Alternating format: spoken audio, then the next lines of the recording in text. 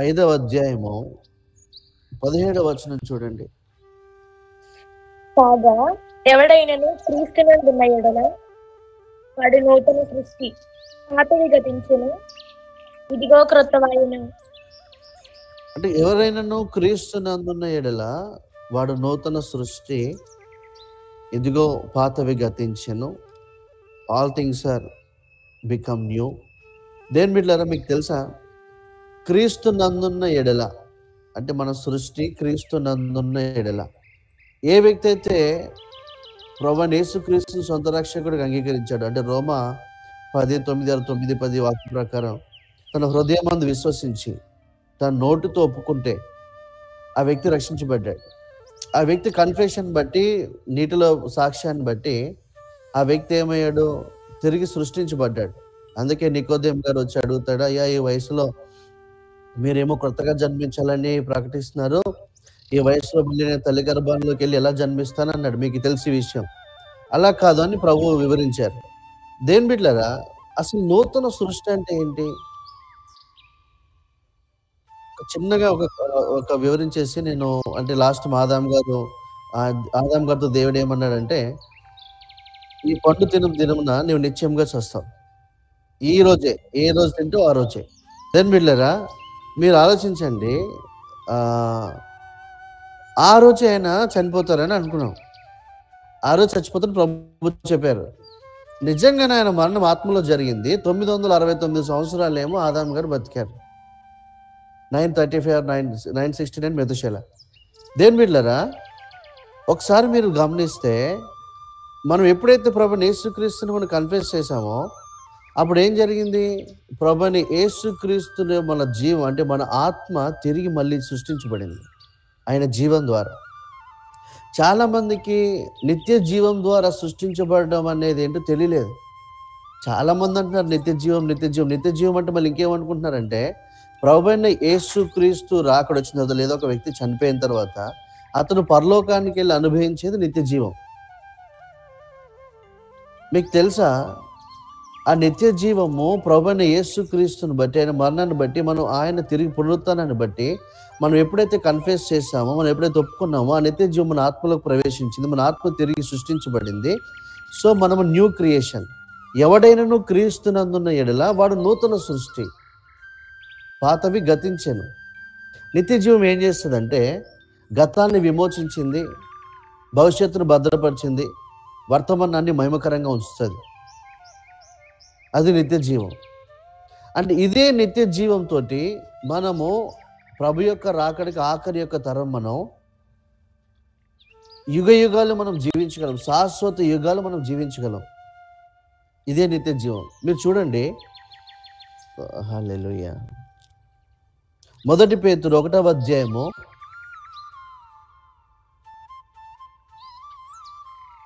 21 నుంచి 25 వచనాల వరకు.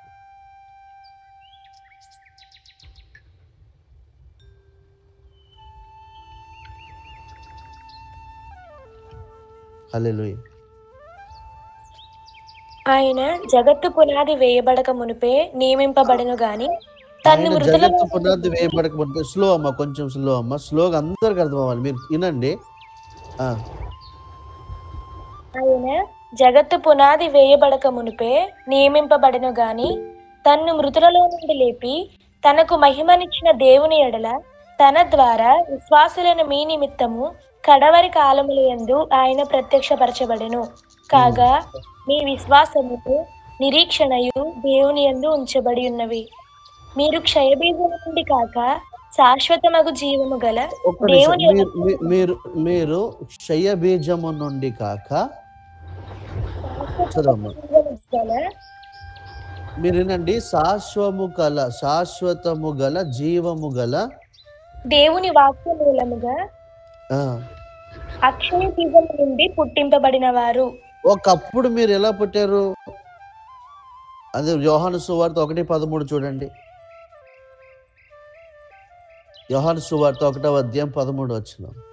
వారు దేవుని వలన పుట్టిన వారే గాని, దానిపైన చూడండి అమ్మ 12 కూడా రండి. తన్ను ఎందరు అంగీకరించిరో వారికందరికి, అనగా తన నామమునందు విశ్వాసం ఉంచిన వారికి దేవుని పిల్లలగుటకు ఆయన అధికారం అనుగ్రహించెను. తర్వాత వారు దేవుని వలన పుట్టిన వారే గాని రక్తము వలనైనను శరీరేచ్ఛ వలనైనను మానుషేచ్ఛ వలనైనను పుట్టినవారు కారు. ఎప్పుడైతే మీరు విశ్వాసం చేత ఒప్పుకున్నారో, ఎప్పుడైతే ఆయన నిత్య జీవం మీ ఆత్మలో ప్రవేశించి మీరు తిరిగి నూతనంగా సృష్టించబడ్డారో మీ ఆత్మ, అప్పుడు మీరు శరీరేచ్ఛల వల్ల మనుష్యేచ్ఛల వల్ల పుట్టిన వ్యక్తులు కాదు. ఈ 1 పేతురు 1వ అధ్యాయంలో చెప్తున్నాడు కదా, మీరు శాశ్వత మగు జీవము గల దేవుని వాక్యం మూలముగా అక్షయ బీజము నుండి పుట్టింపబడిన వారు గనుక. అంటే దాని అర్థం ఏంటి? శాశ్వత మగు జీవము గల దేవుని వాక్యం. వాక్యం ఎన్నటిగా నశిస్తుందా? ఇమాజిన్, మీరు ఆలోచించండి, మీ లోపల రక్తానికి బదులుగా వాక్యం ప్రవహిస్తుంది.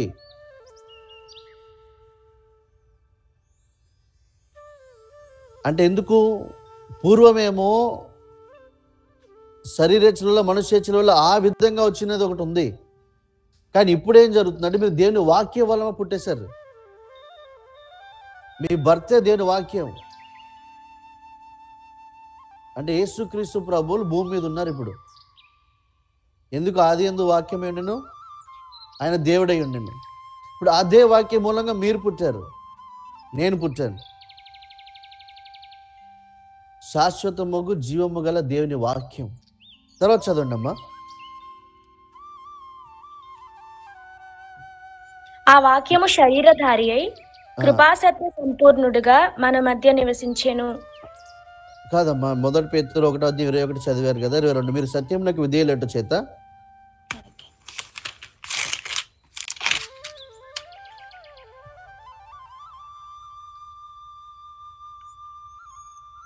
1 పేతురు 1:21 నుండి కాక అక్కడ నుండి చదవనండి.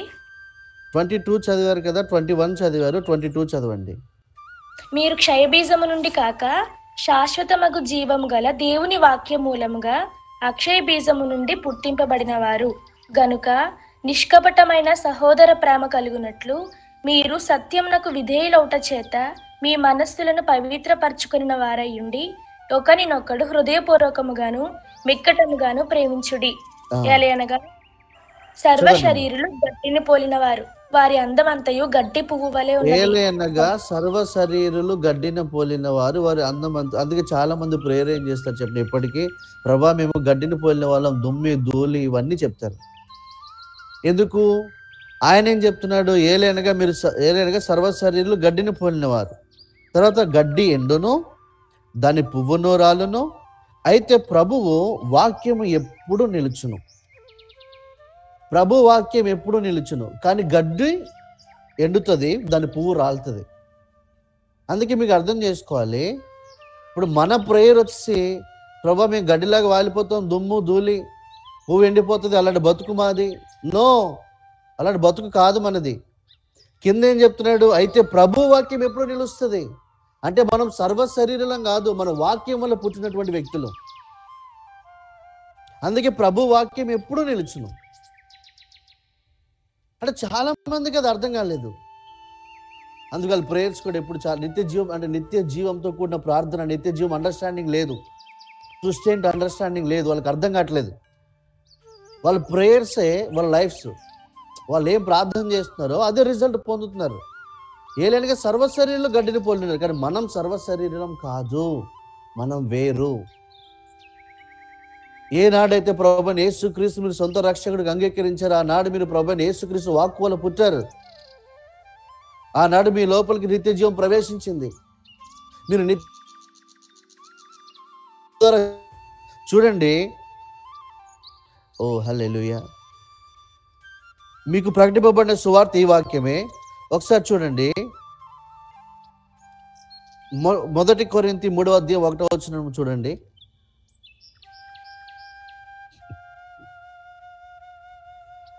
సహోదరులారా, ఆత్మ సంబంధులైన మనుషులతో మాట్లాడినట్లు నేను మీతో మాట్లాడలేకపోతిని. శరీర సంబంధులైన మనుషులే అని. చాలు. ఆత్మ సంబంధులైన మనుషులు, శరీర సంబంధులైన మనుషులు. అక్కడ ఆయన అన్నాడు, ఏలైనగా సర్వ శరీరులు గడ్డిని పోలిన వారు, కానీ ప్రభు వాక్యం ఎప్పుడు నిలుస్తుంది. మీరు జీవము గల దేవుని శాశ్వత వాక్కు మూలంగా, శాశ్వతంగా జీవం గల దేవుని వాక్కు మూలంగా మీరు పుట్టారు. సర్వ శరీరులు కాదు.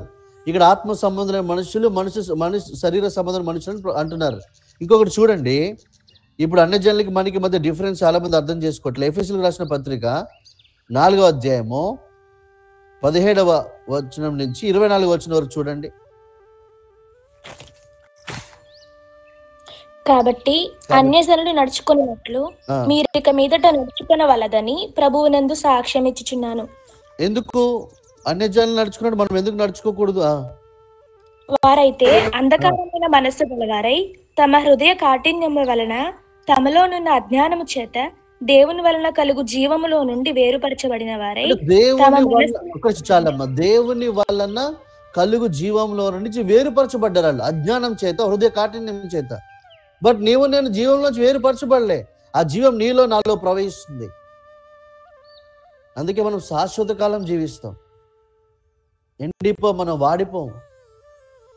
ప్రభువైన యేసు క్రీస్తు మరణించిన తర్వాత, అందుకే మీరు తెలుసా, నేను అంటే తప్పుగా అనుకోవద్దు, మీరు చేస్తున్న దాన్ని బట్టి ప్రభుకు మహిమ. అంటే చాలా బయట మీరు అంటే బయట చూస్తే శ్రమ దినాలు అని పెట్టారు. నేను అన్నాను, శ్రమ దినాలు ఏరుకోరు ఎందుకు తెచ్చుకోవాలి మనం? కాబట్టి నేను మహిమ దినాలని పెట్టి 100 days ప్రేయర్స్ పెట్టాం కంటిన్యూస్గా. ఇప్పుడు మా టీం ప్రార్థన చేస్తున్నారు ఎవ్రీడే 5 to 6. మీరు ఆలోచించండి, అంటే ఎందుకు ఏరుకోరి మళ్ళీ ఆ శ్రమ దినాలు మనం తెచ్చుకోవాలి? ప్రభువైన యేసుక్రీస్తు శ్రమ పడిన తర్వాత, అయితే శ్రమ లేదా అయ్యగారంటే ఉంది. ఆ శ్రమ అంటే చెప్పిన జనాల నుంచి వచ్చే మనకు వ్యతిరేకత. అన్య జనులు ఏదైతే జీవంలోంచి వేరుపరచబడ్డారో వాళ్ళకి ఆ నిత్య జీవం అర్థం కాక మన మీద పలికే మాటలు. అందుకే మీరు చూడండి, మీరు వాక్కులు ఎదుగుతున్న కొద్దీ క్రిస్టియన్స్ అయినా సరే మీకు మీ లోపల అండర్స్టాండింగ్ అనేది విభేదాలు వచ్చేస్తాయి. వాళ్ళు మీరు అర్థం కారు. మళ్ళీ అనుకుంటారు నీ విశ్వాసం నీది, నా విశ్వాసం నాది. నో, విశ్వాసం అనేది డిఫరెంట్ టైప్స్ ఏం లేదు, ఒకటే విశ్వాసం. మీరు ఆలోచించండి. ఒకసారి చదవ మా మాటని. వారైతే అంధకారమైన మనస్సు గలవారై తమ హృదయ కాఠిన్యము వలన తమలోనున్న అజ్ఞానము చేత దేవుని వలన కలుగు జీవములో నుండి వేరుపరచబడిన వారు తమ మనస్సునకు కలిగిన వ్యర్థత అనుసరించి నడుచుకొనిచున్నారు. తర్వాత వారు సిగ్గులేని వారై ఉండి నానా విధమైన అపవిత్రతను అత్యాశతో జరిగించుటకు తమ్మును తామే కాముకత్వమునకు అప్పగించుకొనిరి. అయితే మీరు యేసును గురించి విని ఆయన యందలి సత్యము ఉన్నది ఉన్నట్టుగానే ఆయన యందు ఉపదేశింపబడిన వారైన ఉన్నట్టుగానే, ఫీలింగ్స్ బట్టి కాదు, ఎమోషన్స్ బట్టి వాక్యాన్ని నేర్చుకుంటారు. నో, ఫీలింగ్స్ బట్టి కాదు, ఉన్నది ఉన్నట్టుగానే. తర్వాత ఆయన యందు ఉపదేశించబడిన వారైన ఎడల మీరు అలాగూ క్రీస్తును నేర్చుకున్నవారు కారు. తర్వాత కావున మునుపటి ప్రవర్తన విషయంలోనైతే మోసకరమైన దురాశ వలన చెడిపోవు మీ ప్రాచీన స్వభావమును వదులుకొని మీ చిత్తవృత్తిని బ్రాకెట్లో ఏముంది? ప్రాచీన పురుషుని వదులుకొని మీ చిత్తవృత్తి యందు నూతన పరచబడిన వారై నీతియు యథార్థమైన భక్తియు గలవారై దేవుని పోలికగా. ఎవరు పోలికగా? దేవుని పోలికగా. అంటే దేవుని పోలిక ఇప్పుడు మీలో ఉంది, నాలో ఉంది. దేవుని పోలికగా సృష్టించబడిన నవీన స్వభావం, అంటే నవీన పురుషుని ధరించుకోవాలి. ఎప్పుడైతే నువ్వు విశ్వాసం ఉంచావో నువ్వు ధరించేసుకున్నావు ఆయనని. అందుకే మీరు క్రీస్తును ధరించుకుని ఉన్నవారని వాక్యంలో మనం క్రీస్తును ధరించుకున్నాం. సో యేసుక్రీస్తు మనం ధరించుకొని జీవిస్తున్నాం మనం. ఆయన నిత్య జీవం మనలో ఉంది. ఇప్పుడు సర్వ శరీరులకు వెళ్ళే మార్గం కాదు మనకి. అంటే ఈ లోకం మర్యాదను అనుసరింపకంటే ఈ లోకంలో ఉన్నటువంటి మనుషులు, అంటే ఎవరికైతే ఈవెన్ మీ బంధువులు అయి ఉండొచ్చు, అన్నిలు బయట కనబడుతుండొచ్చు, మీ జాబ్స్ చేసే చోట ఉండొచ్చు, బట్ మీకు వాళ్ళకి డిఫరెన్స్ ఉంది. మీ లైఫ్కి వాళ్ళ లైఫ్కి డిఫరెన్స్ ఉంది. మీ ఆత్మకి వాళ్ళ ఆత్మకి డిఫరెన్స్ ఉంది. మీరు పొందే రిజల్ట్స్కి వారు పొందే రిజల్ట్స్కి డిఫరెన్స్ ఉంది. అంటే వాళ్ళు చేస్తున్న కంప్లైంట్స్ మీరు చేయాల్సిన అవసరం లేదు మీ లైఫ్లో. ఎందుకు చెప్పరా? మీరు క్రీస్తునందు మీరు నూతన సృష్టి, పాతవి గతించాయి. అంటే వాళ్ళు ఫేస్ చేస్తున్నవి మీరు ఫేస్ చేయాల్సిన అవసరం లేదు. ఎలా పాస్టర్ గారు అంటారా? మీరు ఒకవేళ మీరు ఫేస్ చేసినా అది మీ విశ్వాసం యొక్క పోరాటమే కానీ అది మీ అసమర్థతో, లేకపోతే దేవుడు అనుమతి ఇవ్వడమో, లేకపోతే దేవుడు మిమ్మల్ని కావాలని మీకు పరీక్ష పెట్టడం, దేవుడు కావాలని మిమ్మల్ని నష్టపరచడం అవేం లేవు. ఎందుకు చెప్పినా, నువ్వు నేను క్వాలిఫై అయ్యింది మన భక్తిని బట్టి కాదు, ప్రభువైన యేసుక్రీస్తు త్యాగాన్ని బట్టి, ఆ త్యాగంలోంచి వచ్చిన కృపను బట్టి, దాన్ని బట్టి క్వాలిఫై అయ్యాం. అందుకే మన పర్మిషన్ తీసుకున్న ఆయన మనల్ని ఏమి క్వాలిఫై చేయలేదు, పాస్ చేయలేదు. ఆయన దేనికి చేశాడు తెలుసా? అది ఆయన ప్రేమను బట్టి చేశాడు ఆయన. సో ఎప్పుడైతే ఆయన ప్రేమను బట్టి మనం క్వాలిఫై చేశాడు, ఆయన కృప మనకు అనుగ్రహించిన మన నూతన సృష్టిగా మార్చాడో, ఇప్పుడు పాతవి గతించే అంటే అన్య జనులు జీవంలోంచి వేరుపరచబడ్డారే, ఆ కంప్లైంట్స్ ఈరోజు నీలో లేవు, నాలో లేవు. ఒకవేళ ఏదైనా మీరు ఫేస్ చేస్తున్నారా, మీరు గుర్తుపెట్టుకోండి, రేపు తెలియజేస్తాను మీకు అసలైన విషయాలు. మీరు ఏదైతే ఫేస్ చేసి ముందుకు వెళ్తున్నారో దేవుని బిడ్డలారా, అది మీ విశ్వాసం యొక్క పోరాటం. అందుకే మీరు మహిమ నుంచి అధిక మహిమకు వెళ్ళాలి. గ్లోరీ టు గ్లోరీయే. ఒకసారి ఫెయిల్ అవ్వటం, ఒకసారి పాస్ అవ్వటం అనేది లేదు. మహిమ నుంచి అధిక మహిమ, మళ్ళీ మహిమ నుంచి అధిక మహిమ, అప్వర్డ్ అండ్ ఫార్వర్డ్, ముందుకి పైకి, ముందుకి పైకి, ఇదే వెళ్ళాల్సింది మీరు. చూడండి, తర్వాత మీ చిత్తవృత్తి నూతన పరచబడిన వారే, నీతియు యథార్థమైన భక్తి గలవారే, దేవుని పోలికగా సృష్టించబడిన నవీన స్వభావమును, అంటే నవీన పురుషుడు. ఆత్మలు అందరూ పురుషులమే. ఈరోజు చాలా మంది బయట కొట్టుకుంటున్నారు, స్టేజ్ల మీద స్త్రీలు వాక్యం చెప్పేసి, అసలు కొరింథీయులు ఏం చెప్పాడు దేవుడు అని. ఒక విషయం చెప్పనా, శరీరకంగా చూస్తే కొరింథీయులు చెప్పింది అర్థమవుతుంది మీకు. కానీ నూతన సృష్టిలోంచి మీరు చూస్తే స్త్రీ అని లేదు, పురుషుడు అని లేదు, గళితలో ఉంది ఆ మాట. మనమందరం లోపల ఆత్మలో పురుషులుగానే ఉన్నాం. ఓన్లీ ఈ భూమి మీద మాత్రం కనబడే వరకు, అంటే శరీరరీతిగా స్త్రీ పురుషుడు, కానీ దేవుని పోలిక ఒక మనిషి శరీరంలో లేదు, ఆత్మలో ఉంది. దాన్ని బట్టి అందరూ పనిచేయాల్సిందే. ప్రభుకు మహిమ. మీరు ఇంకా గొప్ప సైన్యంగా విస్తరించాలి. ఈ ఎండ్ టైంలో విస్తృతంగా మీరు ప్రభు కోసం పనిచేయాలి. మీరు ఆలోచించండి, చూడండి దేవుని బిడ్డలారా, ఎఫెసీ 4 ఓకే మనం చదివింది క్రాటోలిస్ సటాలికా క్రాంజిలేస్. చూడండి 2 కొరింథీ 5వ అధ్యాయము 15-16 వచనం చూడండి. 2 కొరింథీ జీవించే వారికి మీదట తమ కొరకు కాక తమ నిమిత్తము మృతి పొంది తిరిగి లేచిన వాని కొరకే జీవించుటకు ఆయన అందరి కొరకు మృతి పొందిననియు నిశ్చయించుకొంచున్నాము. కావున ఇక మీదట మేము శరీర రీతిగా ఎవరినైనను ఎరుగము. శరీర రీతిగా ఎవరిని ఎరగం. ఇక మీదట మాకు శరీరంతో సంబంధం లేదండి. తర్వాత మేము క్రీస్తును శరీర రీతిగా ఎరిగి ఉండినను ఇక మీదట ఆయనను అలాగూ ఎరుగము. మీకు అర్థమవుతుందా? యేసుక్రీస్తు ప్రభు మాతోనే తిరిగాడు, యేసుక్రీస్తు ప్రభు గలిలీ తిరిగాడు, యేసుక్రీస్తు ప్రభు అక్కడ తిరిగాడు, ఇక్కడ తిరిగాడు, ఆయన ఇది చేశాడు, అది చేశాడు, వాళ్ళ ఇంట్లో వడ్రంగి పని చేశాడు. ఇవన్నీ మాకు సంబంధం లేదు, అవసరం లేదు. ఇక ముందు ఎరగా మేము ఆయన్ని. ఆయన పునరుత్థానుడైన తర్వాత ఆయన ఏంటో మాకు అర్థమైంది అంటున్నారు వాళ్ళు. పరిశుద్ధాత్ముడి యొక్క జీవాన్ని బట్టి ఆయన పునరుత్థానుడు అయ్యాడు. ఈరోజు నీవు నేను అదే పునరుత్థానపు శక్తి చేత జీవిస్తున్నాం. అంటే ఈరోజు నీకు నాకు బయట ఉన్న జనాలకి సంబంధము ప్రభు అయిన యేసుక్రీస్తు నిత్య జీవాన్ని బట్టే, శరీరీతిగా ఏమీ లేదు. అందుకే దేవుని బిడ్డలు మీరు గుర్తుపెట్టుకోండి, ఎప్పుడైతే నిత్య జీవం మీరు చాలా ఇంపార్టెంట్ వ్యక్తులు అవుతారో, అంటే నిత్య జీవం మీకు ఎప్పుడైతే అర్థం అవుతుందో దేవుని రాజ్యంలో మీరు చాలా ఇంపార్టెంట్ వ్యక్తులు అవుతారు. మీకు తెలుసా, శరీర రీతిగా ఎందుకు మేము ప్రభు యేసుక్రీస్తుని ఎరగమని చెప్పారు చెప్పనా? శరీర రీతిగా యేసుక్రీస్తు ప్రభుకి తమ్ముళ్ళు ఉన్నారు, వాళ్ళకేం అర్థం కాలేదు, ఆయన అసలు ఏం అర్థం కాలేదు. అందుకే ఒక చోట అన్నాడు, నా తండ్రి చిత్తాన్ని ఎవరైతే చేస్తారో వాళ్ళే నా సహోదరులని. ఎందుకు ఆ మాట అనాల్సి వచ్చిందంటే ఆయన వాళ్ళకి అర్థం కాలేదు, ఆయన చెప్తున్న విషయాలు అర్థం కాలేదు, ఆయన చేస్తున్న బోధ, ఆయన చేస్తున్న కార్యాలు, ఆయన మాట్లాడుతున్నటువంటి ఆ ఆలోచన విధానంతో మాట్లాడుతున్న విషయాలు ఏం అర్థం కాలేదు వాళ్ళకి. మీరు ఎప్పుడైతే నిత్య జీవపు మైండ్ సెట్తో, అంటే ఆ విధమైన మైండ్ సెట్తో మీరు ఉంటారో, నింపబడి ఉంటారో, మీ మాటలు చాలా వేరైపోతాయి ప్రజల దగ్గర నుంచి. అవి మీరు కంటిన్యూ చేయలేరు, అంటే ఆ విధమైన వ్యక్తులుగా మీరు ముందుకు వెళ్ళలేరు. ఎందుకు చెప్పనా, మీరు ఆలోచించండి దేవుని బిడ్డలారా. ఈవెన్ వాక్యం, మీరు దేవుని వాక్యం వల్ల పుట్టారు. వాక్యమైనా సరే అక్షరం కాదు.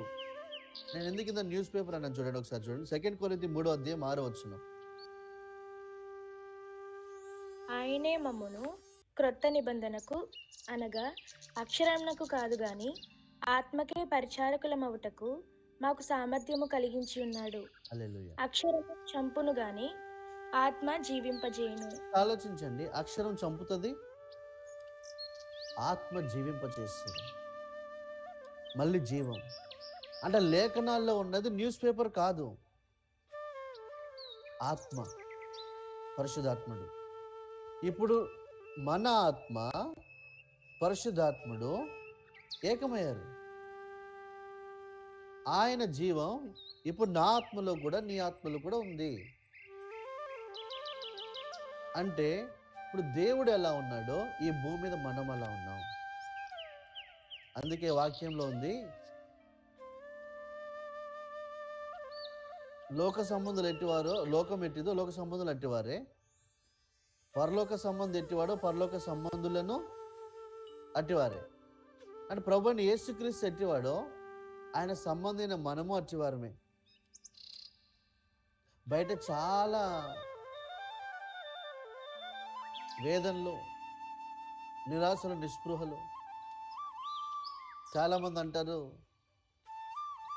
బయట ఉన్న విషయాలు మాకేమీ గెలవలేకపోతున్నామండి అని అంటారు. మీకు తెలుసా దేని బిడ్డరా, 3 రాజ్యాలు ఉన్నాయి ఈ భూమి మీద, అపవాదిది, దేవునిది, మనిషిది.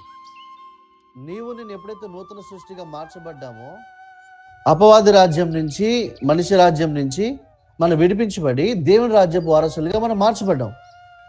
అంటే బయట ఏదైతే ఛాలెంజెస్ ఫేస్ చేస్తున్నారో దేని బిడ్డలు, దాని పైన రాజ్యంలో మనం ఉన్నాం. దాని పైనుంచి మనం ఆపరేట్ చేస్తున్నాం. అది ఎలా ఆపరేట్ చేస్తున్నాం తెలుసా? ప్రభువైన యేసుక్రీస్తు నిత్య జీవాన్ని బట్టి. అంటే ఏదైతే మిమ్మల్ని చాలా కొంతమందికి అనారోగ్యాలు ఇబ్బంది పెడుతున్నాయండి, కొంతమందికి బయట వేరే వేరే థింగ్స్, కొంతమందికి అప్పులని, కొంతమందికి ఇంకోటని చాలా ఇబ్బంది పెడుతున్నాయి. కానీ మీరు ఆలోచిస్తే దేని బిడ్డలారా, ఓ రిహల సొంతలిక, మీరు ఒకసారి చూడండి సామెతల గ్రంథం 4వ అధ్యాయం 20, 21, 22 చూడండి. నా కుమారుడా, నా మాటలను ఆలకింపుము, నా వాక్యములకు నీ చెవియొగ్గుము. నీ కన్నుల ఎదుట నుండి వాటిని తొలగిపోనీయకుము, నీ హృదయమందు వాటిని భద్రము చేసుకొనుము. దొరికిన వారికి అవి జీవమును, వారి సర్వ శరీరమునకు ఆరోగ్యమును ఇచ్చును. అంటే ఏమి ఇస్తుంది? వాక్యం. దొరికిన వారికి అవి జీవం. అది మనకు దొరికేసింది, ప్రభువైన యేసుక్రీస్తు పునరుత్థానాన్ని బట్టి మనకు దొరికేసింది. ఇప్పుడు ఆ వాక్ వల్లే మనం పుట్టాం, అంటే ఆ జీవం వల్ల మనం పుట్టాం. ఇప్పుడు మన సర్వ శరీరానికి ఆరోగ్యం ఉంది. హెల్త్ హీలింగ్ కాదు. చాలా మంది హీలింగ్ కోసం పరితపిస్తున్నారు. మీకు తెలుసా దేని బిడ్డలారా, స్వస్థత కూడా ఉంది. కానీ స్వస్థత అనేది పరిచర్య, ఆరోగ్యం అనేది ప్రత్యక్షత. ఎప్పుడైతే మీరు వాక్కు వల్ల ఆరోగ్యానికి వస్తారో, అంటే ఆరోగ్యంలోకి మీరు ప్రవేశిస్తారో, మీరు అన్ని జనులు ఏదైతే కంప్లైంట్స్ చెప్తారో మీరు చెప్పలేరు. ఎందుకు చెప్పనా? వాళ్ళు జీవం, దేవుని వాక్కు మూలంగా వచ్చే ఆ జీవం నుంచి వేరుపరచబడ్డారు. బట్ అదే జీవం నీలో నాలో ప్రవహిస్తుంది. ఆ నిత్య జీవము నీలో నాలో ఆత్మలోంచి, అంటే నా ఆత్మలోంచి, పరిశుద్ధాత్మ ఆత్మ ఏకమైంది కదా. మనం ఎప్పుడైతే మనం ఆ కృపావరం పొంది మనం ప్రార్థిస్తున్నామో, ఆ ఆత్మలోంచి శరీరంలోని ప్రతి అవయవంలోకి, ప్రతి కణంలోకి నిత్య జీవం ప్రవహిస్తుంది. దాన్ని బట్టి ఏ కంప్లైంట్స్ లేవు, ఏ complaints. When you pray in tongues, మీరు భాషలో ప్రార్థించేవారైతే దేని బిడ్డల కృపావరాన్ని అపోజ్ చేయకండి, ఎట్టి పరిస్థితుల్లో చేయకండి. అలాగే కొంతమంది జ్ఞానం లేక చేస్తారు, అది అవసరమా ఇది అవసరమా అంటారు. ఒకసారి పొందితే కానీ, దాని రుచి చూస్తే కానీ ఎంత అవసరమో మనకు తెలీదు. ఎప్పుడైతే ఒక కృపావరాన్ని అపోజ్ చేస్తారో, వ్యతిరేకిస్తారో, ఎట్టి పరిస్థితుల్లో వాళ్ళకి ఆ కృపావరంలో ప్రవేశం దొరకదు. ఎందుకంటే దేనికైతే నువ్వు విలువిస్తావో నువ్వు కోరుకుంటావో అది నీకు దొరుకుతుంది. ఎప్పుడైతే మీరు భాషల్లో ప్రార్థన చేస్తున్నారో నీ ఆత్మ ఛార్జ్ అవుతుంది, యాక్టివ్ అవుతుంది నిత్య జీవం చేత. ఆ ప్రవహిస్తుంది నిత్య జీవం నీ ఆత్మలో. అప్పుడు ఏమవుతుంది చెప్పనా, నువ్వు ఏదైతే ప్రార్థిస్తున్నావు, హవర్స్ టుగెదర్ నువ్వు ప్రభులో టైం స్పెండ్ చేస్తున్నావో, అంతకంటే మించి నీకు ఏం మాట్లాడి తెలియదు శరీరంతో. అయితే అది ఆత్మలో ప్రార్థన చేస్తున్నప్పుడు ఏంజల్స్ కూడా ఇన్స్ట్రక్షన్స్ తీసుకుంటారు మీ దగ్గర నుంచి, తీసుకొని వాళ్ళు పనిచేస్తారు మీకోసం. ఎందుకంటే ఇక్కడ ఇప్పుడు మునుపు గవర్నమెంట్ ఇక్కడ వాలంటీర్లు ఎలా పనిచేశారు, సచివాలయం ఎలా పనిచేసింది, లేకపోతే మిగతా డిపార్ట్మెంట్స్ ఎలా పనిచేస్తాయో, అలాగే దేవుడి రాజ్యంలో ఉన్న డిపార్ట్మెంట్స్ అనేవి నీ కోసం నా కోసం పనిచేస్తాయి. కానీ వాళ్ళకి ఇన్స్ట్రక్షన్స్ వెళ్ళాలి, ఆజ్ఞలు వెళ్ళాలి. ఆజ్ఞలు నువ్వు శరీరంగా ప్రభువైన యేసుక్రీస్తు దూతానికి ఇది చెప్తున్నా నువ్వు అనలేవా మాట.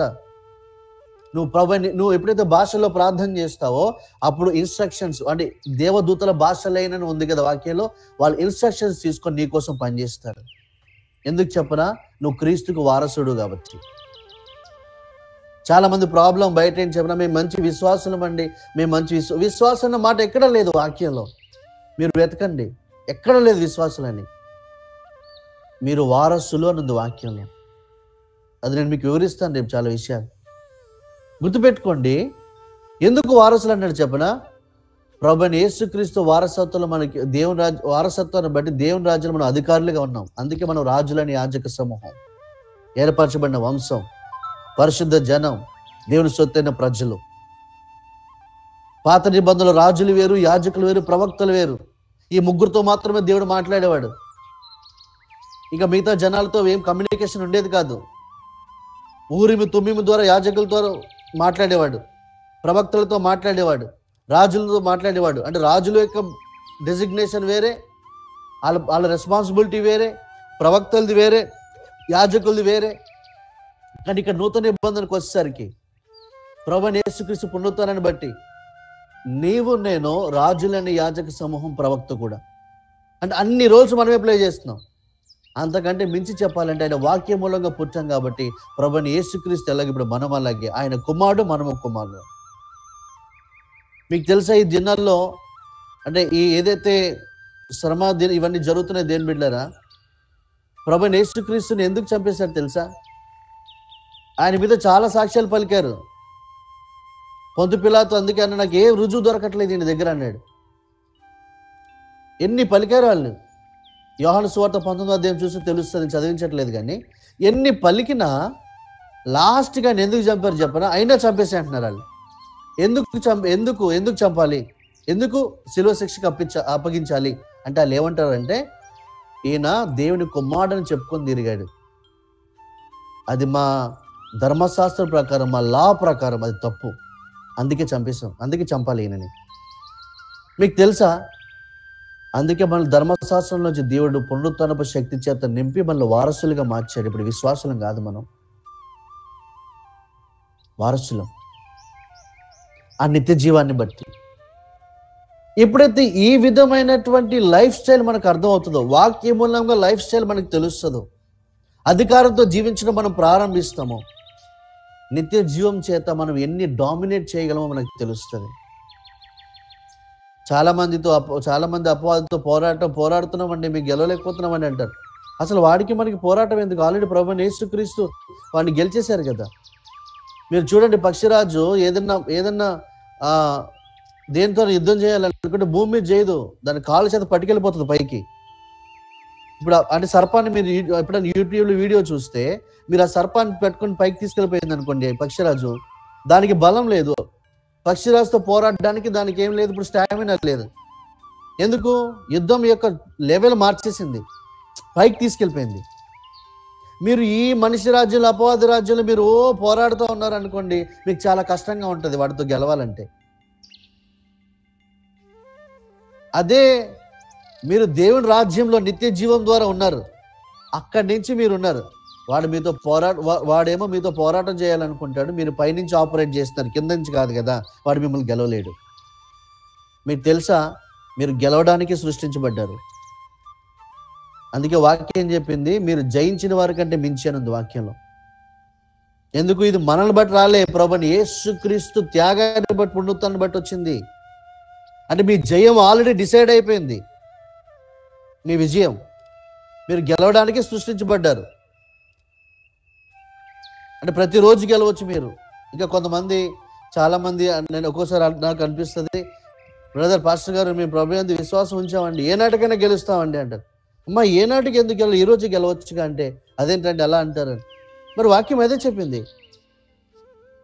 నువ్వు ఈరోజు గెలవాల్సిన ఈరోజు గెలువు, రేపు గెలవాల్సిన రేపు గెలువు, ఎల్లుండి గెలవాల్సిన ఎల్లుండి గెలువు. నువ్వు మహిమనిచ్చేది మహిమకి వెళ్తూనే ఉండు. నువ్వు అలా గెలిచి గెలిచి గెలిచి దేవుని రాజ్యంలోకి ఇంపార్టెంట్ వ్యక్తిగా మారు. ఈ లోకంలో ఉన్నవాడు కార్పొరేటర్ దగ్గర నుంచి సీఎంగా అవుతున్నాడు. స్టార్టింగ్ దేవుడు నీకు ఇచ్చిన పొజిషన్ చెప్పిన రాజులేని యాజక సమూహం, ఇది నీ పొజిషన్. డైరెక్ట్ నేను రాజుగా మార్చేశాడు. నేనేం కార్పొరేటర్ అనలేదు, వార్డు మెంబర్ అనలేదు. ఆయన పిలిచింది మీరు రాజులేని యాజక సమూహం అన్నాడు. అంటే స్టార్టింగ్ పొజిషనే కింగ్. ఈ కింగ్ నువ్వేం చేయాలి చెప్పనా? అపవాది యొక్క సామ్రాజ్యాన్ని కూలదోస్తుని దేవుని రాజ్య వ్యాప్తిని నువ్వేం చేయాలి చెప్పనా? విస్తరింపజేయాల. అది నీ పని. అది నువ్వు చేస్తున్న కొద్దీ, అంటే ఫస్ట్ నీ కుటుంబంలో విస్తరించాలి, ఫస్ట్ నీ లోపల అవ్వాలి కింగ్డమ్ మైండ్ సెట్, అంటే నిత్య జీవం సంబంధించిన విషయము. ఆ తర్వాత నీ కుటుంబంలోకి, బయటికి అలా స్ప్రెడ్ చేస్తూ ఉండు. నిన్ను చూస్తేనే సాక్ష్యాలు బయటికి రావాలి వాళ్ళకి. వాక్యం ఏం చెప్తుంది? అది అవి దొరికిన వారికి జీవమును, వారి సర్వ శరీరమునకు ఆరోగ్యము. No complaints. బయట ఉన్న కంప్లైంట్స్ నీలో లేవు. ఎవ్రీ సిక్నెస్ వెనక ఒక డీమన్ ఉంది, కానీ మన హెల్త్ వెనక పరిశుద్ధాత్ముడు ఉన్నాడు. అదే పరిశుద్ధాత్ముడు ఈరోజు నీలో నాలో ఉన్నాడు. తెలుసా మీకు? ఎందుకు? అపవాది రాజ్యంలో, మనిషి రాజ్యంలో ఏ కంప్లైంట్స్ ఉన్నాయో, ఏ నష్టాలు ఉన్నాయో అవి దేవుని రాజ్యంలో లేవు. దేవుని రాజ్యంలో మహిమ మాత్రమే ఉంది. అందుకే చాలా మందికి దేవుని రాజ్యం కూడా అర్థం కాలే. దేవుని రాజ్యం దేని బట్టి వచ్చింది చెప్పి? నిత్య జీవాన్ని బట్టి వచ్చింది.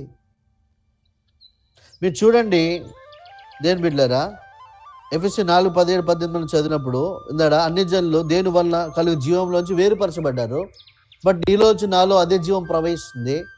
ఇప్పుడు అన్ని జనుల రిజల్ట్ మన రిజల్ట్ ఒకలా ఉండొచ్చా? మన రిజల్ట్ వాళ్ళకి తెలియాలిగా. చాలా మంది ఏమన్నా అన్ని జనులకు సువార్త చేయడానికి పోతే, ఏముంది మీ దేవునిలో? ఏముంది మా దేవునిలోనా? అసలు అంతా ఆయనలోనే ఉంది. అది ఎందుకు మనం నిరూపించలేకపోతున్నాం? ఎందుకు? అందుకే నోటి మాట ఏది పనిచేయదు, రిజల్టే పనిచేస్తుంది. తెలుసా మీకు? మీరు 100 చెప్పండి నోటి మాట చేత, అలా కాదు. దేవుడు వాక్కు ఏదైతే చెప్తుందో, ఉన్నది ఉన్నట్టుగా మీకు బోధించబడిందో, అదే వాక్కు ద్వారా మీ లైఫ్ ఉందో, అప్పుడు మీరు ప్రకటిస్తున్నప్పుడు, అంటే మీ లైఫ్ స్టైలే తెలుస్తున్నప్పుడు అది జనాలకు అర్థమవుతుంది. మీ లైఫ్ స్టైల్ తెలుస్తున్నప్పుడు. అటువంటి లైఫ్ మన ప్రభు మనకి ఇచ్చారు. Never end. ఈ లైఫ్ ఎప్పటికీ ఎండ్ అవ్వదు. ప్రేయర్స్ కూడా చేంజ్ అవ్వాలి. ప్రభా మేము దుమ్మి ప్రభా, మేము ధూళి ప్రభా, మేము గడ్డి ప్రభా, మేము పూలు ప్రభా, వాడిపోతాం ప్రభా. ఎందుకు వాడిపోతావు? నీలో ఉన్న జీవం వాడిపోయే జీవం కాదు. నీలో ఉన్నది నిత్య జీవం. నిత్య జీవం ఎప్పుడైనా వాడిపోతుందా? కొన్ని ప్రార్థన వాళ్ళు ఏమనుకుంటున్నారంటే, ప్రభా మేము దేవుని దగ్గర ప్రభా మేము నీ ఎదుట తగ్గించుకుంటున్నాం. మీకు తెలుసా, అతి వినయం దూర్త లక్షణం అంటారు కదా. ఆయన ఇచ్చిందేమో ఒక లెవెల్ అయితే, మనం ఆయన ముందుకు పోయి చౌకబారి మాటలు మాట్లాడితే ఆయన ఏమంటాడు? ఏమండి? చౌకబారి మాటలు. నేనేమో నిన్ను హై లెవెల్లో పెడుతుంటే నువ్వు నా దగ్గరికి వచ్చి పనుల్లా మాట్లాడొద్దు అంటాడు ఆయన. మీకు అర్థమైందండి నేను చెప్పిన మాట? అంటే దాని అర్థం ఏంటి? మిమ్మల్ని కింగ్గా చేశాడు. కింగ్డంలో మీరేం చేస్తున్నారు? దగ్గర ప్రభా మేము సర్వశరీరం, వాళ్ళు ఎలా ఉన్నారు మేము వాళ్ళే ఉన్నాం ప్రభా. సర్వశరీరులు ప్రభా, వాళ్ళండి సర్వశరీరులు, మనం కాదు. ఒక అన్నింటిని చూడంగానే నువ్వు చూడాల్సిన కారు, నువ్వు చూడాల్సిన బిల్డింగ్ కాదు. ఒక అన్నింటిని చూడగా నువ్వు చూడాల్సింది అతనికి నిత్య జీవం లేదు, నాకుంది. అదే నిత్య జీవంలోంచి నీ ఫినాన్షియల్ సప్లై కూడా ఉంది. ఇయర్ నీ లెవెల్ మారిపోతుంది. సంవత్సరం ఇప్పుడు సంవత్సరాలు కాదు, నేను పలుకుతున్నాను ప్రభు యేసుక్రీస్తు, నెల కూడా మారిపోతుంది. ఒకప్పుడు నన్ను అలాగే అన్నారు, అసలు నీకు పరిచర్య ఉందా అన్నారు.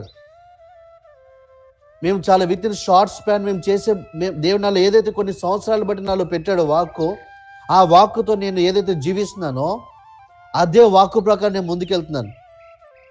అంటే మిగిలిన వాళ్ళు తరాలు చేస్తున్నటువంటి విషయాల్ని నేను చాలా చాలా షార్ట్ స్పాన్లో చేసుకుంటూ వెళ్తున్నాను. కారణం ఏంటి తెలుసా? దేవుడు నాకు నేర్పించాడు ఆ విషయాలు. ఎందుకంటే కాలము సమయము తండ్రి స్వాధీనంలో ఉంది.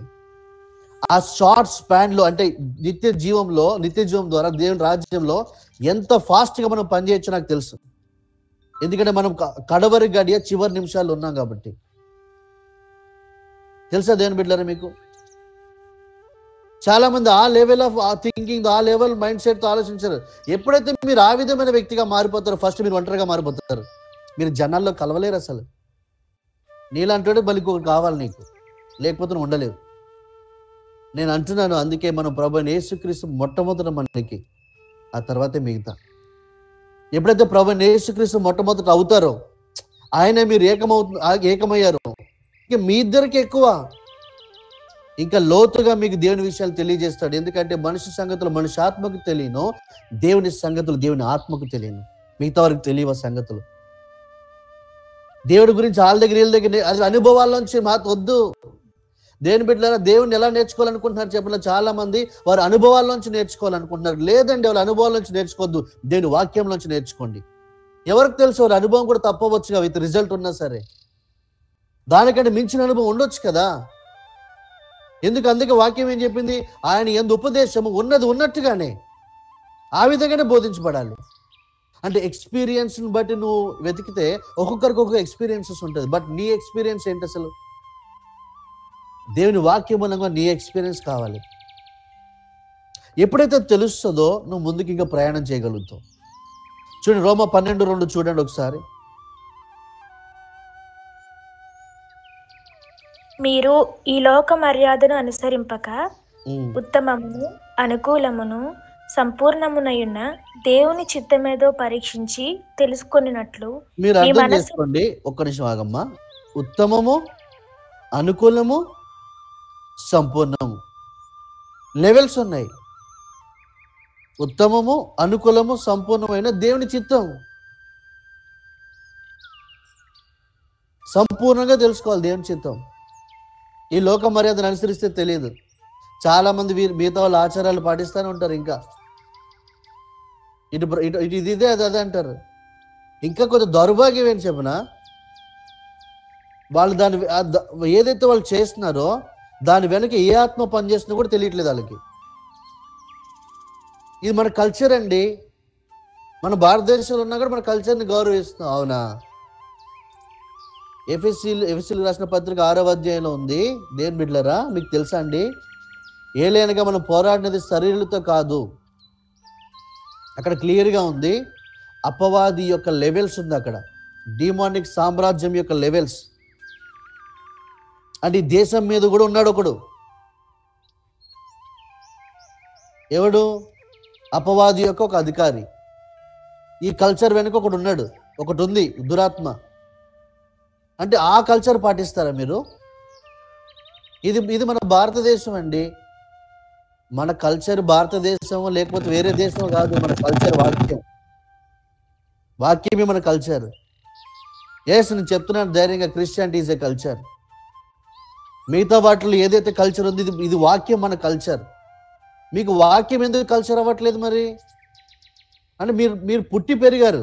మేము పుట్టి పెరిగాం కదండి ఇక్కడ. అవును, ఇందాక చెప్పాను కదా 1:13, నువ్వు పుట్టి పెరిగావు అక్కడ శరీరీతిగా, మనుష్యేచ్ఛల శరీరేచ్ఛల వల్ల పుట్టి పెరిగావు. బట్ ఇప్పుడు ఎప్పుడైతే నువ్వు ప్రభువైన యేసుక్రీస్తు సొంత రక్షకుడు అంగీకరించావో అప్పుడు నువ్వు నూతన సృష్టి. ఇప్పుడు నువ్వు పుట్టి పెరిగింది అక్కడ కాదు, ప్రభువైన యేసుక్రీస్తులో పుట్టావు, పెరుగుతున్నావు. ఇప్పుడు అదే నీ కల్చర్. లేదు, ఆ వారసత్వం నీకు తెలియలేదా? నువ్వు ఇంకా అక్కడే బతుకున్నట్టుగా జీవించావా? నువ్వు లోకంలో ఉన్న ప్రతి నష్టం అనుభవించాల్సిందే. లోకంలో ఉన్న ప్రతి రిమార్క్ నీ మీదే. అపవాదుని మిమ్మల్ని ఆడుకుంటాడు, గలిబిలి చేస్తాడు. అందుకే మీకు ఆనందం అంటే, చాలా మందికి, దేవుని బిడ్డలకి చాలా మందికి ఆనందం అంటే ఏ రోజు చెప్పినా ఒకరోజు బాగుంటుంది, ఒక రోజు బాగుండదు. ప్రభువైన యేసుక్రీస్తు బట్టి ధైర్యంగా చెప్తాం, మేము ఎవ్రీడే ఆనందిస్తాం. ఆనందించుడు, ఎల్లప్పుడూ నువ్వు ప్రభునందు ఆనందించుడు. ప్రభునందు ప్రభునందు ఆనందిస్తున్నాం మనం. ఎందుకు చెప్పనా? ఆయనలో పుట్టాం, ఆయనలో పెరుగుతున్నాం. మన అభివృద్ధికి కారణం ఆయనే, మన భద్రతకి కారణం ఆయనే, మన నెమ్మదికి కారణం ఆయనే, మన ఆలోచనలకి కారణం ఆయనే, మన పనికి కారణం ఆయనే, మన అభివృద్ధికి కారణం ఆయనే, మన మన జీవితంలో ప్రతి దాన్ని బట్టి కారణం ఆయనే. ఇక కంప్లైంట్స్ ఏం లేవు. ఎందుకు చెప్పనా? విశ్వసించువాడు ఎన్నటికీ సిగ్గుపడ్డు. No complaints. ఇక అదే మీరు ఈ లోక మర్యాదను అనుభవిస్తున్నారు అనుకోండి, బయటది ఒకసారి ఏదో ఒక కార్యం అన్నట్టు ఉంటుంది, మళ్ళీ మీరు కంప్లైంట్సే.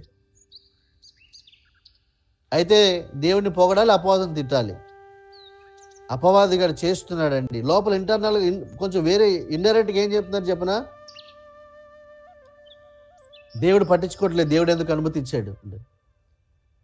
ఎందుకు అనుమతిస్తాడు? ఏదేనులో జీవవృక్షానికి వెళ్ళడానికే దేవుడు కెరూబులను పెట్టాడు కదా. ఇప్పుడు అదే జీవం ఇప్పుడు నీలో నాలో ఉంది కదా. ఇప్పుడు నిన్ను అడ్డుకోకుండా నీకు ప్రొటెక్షన్ ఉండదా? ఏది పడుతుంది నీ దగ్గర రాకుండా. మీకు అర్థమైతే బాగుంది చెప్పిన మాట. ఇప్పుడు మీకు కూడా ఉంది భద్రత. అపవాది మిమ్మల్ని గలిబిలి చేయడానికి అవకాశం లేదంటున్నాను. ఎందుకంటున్నాను చెప్పనా? ఏదేలో ఉన్న జీవవృక్షానికి ఆయన కెరూబులను పెడితే ఆయన వారసుడు నీకు నాకు ఏం పెట్టాలి? మరి ఎవరిని పెట్టాలా? నువ్వు ఇంపార్టెంట్ అయ్యే కొద్దీ నీకు పరిచర్య చేసే దూతల యొక్క ర్యాంక్ కూడా పెరుగుద్ది. ర్యాంక్. అందుకు రోజు పాస్టర్ గారు వచ్చాను, అయ్యగారు నేను మీ పక్కన ఒక ఆర్కేంజల్ని చూస్తున్నాను, ఖడ్గం పట్టుకుని రెడీగా ఉన్నాడంట.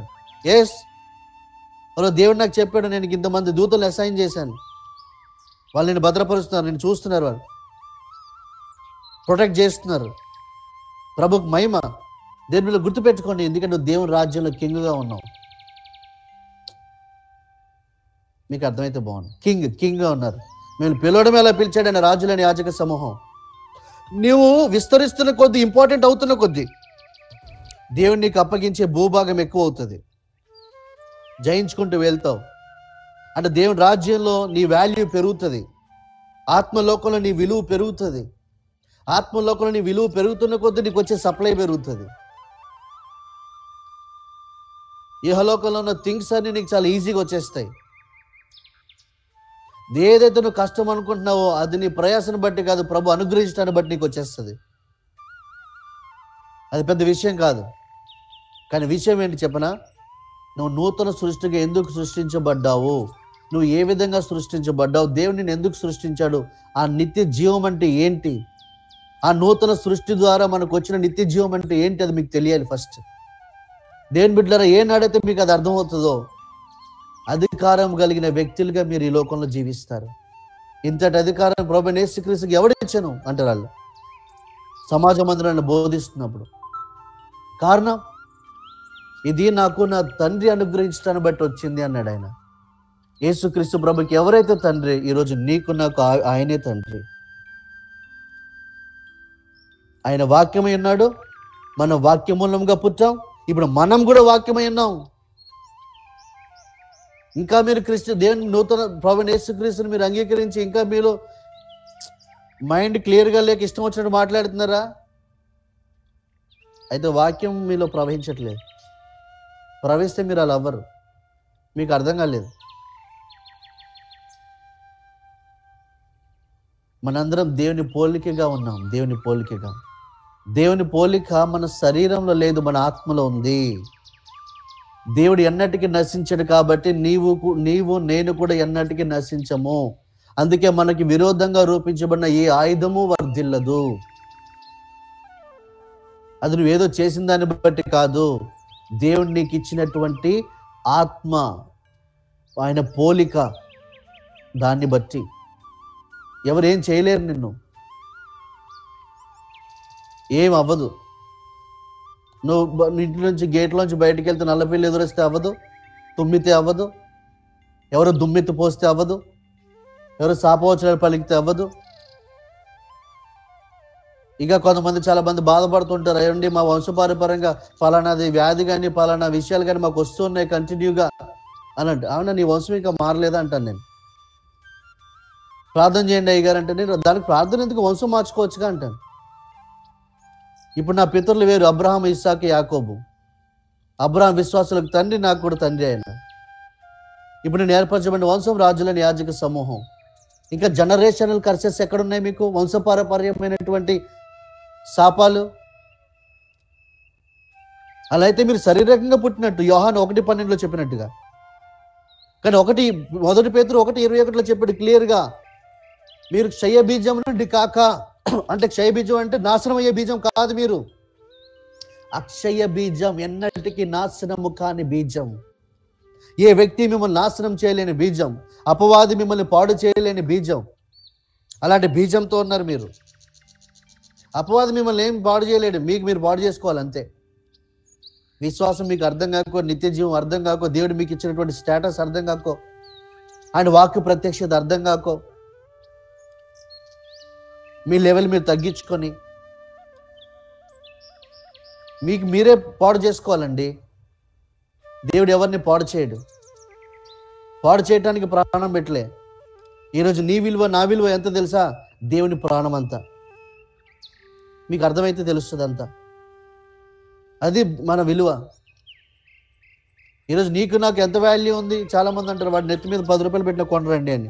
బట్ మన వాల్యూ అలాంటిది కాదండి. మన ప్రభువైన యేసుక్రీస్తు ప్రాణమంతా మన విలువ. దాన్ని బట్టే కదా ఈరోజు ఇవన్నీ జరుపుకోగలుగుతున్నాం. మనం ఆయన ఇచ్చిన స్వాతంత్రాన్ని అనుభవించగలుగుతున్నాం. దేని బిడ్డరా, రేపు నేను మీకు వివరిస్తాను. రేపు ఇంకా నేను మిగతా విషయాలు చాలా లోతుగా వివరిస్తాను. నూతన సృష్టిలో ఉన్నటువంటి విషయాలు రేపు నేను మీకు లోతుగా వివరిస్తాను.